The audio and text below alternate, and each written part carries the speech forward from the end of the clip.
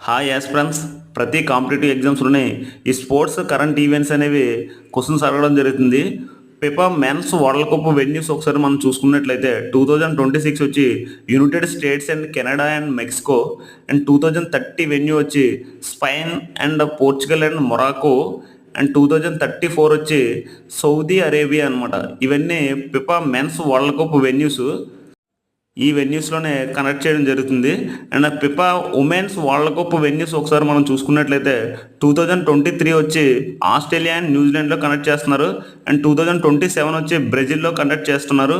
And 2031 వచ్చి United States and మెక్సికోలోనే connect చేస్తున్నారు. అండ్ 2035 వచ్చి యునైటెడ్ కింగ్డమ్ అనమాట. అంటే England, Northern Ireland, Scotland, wells.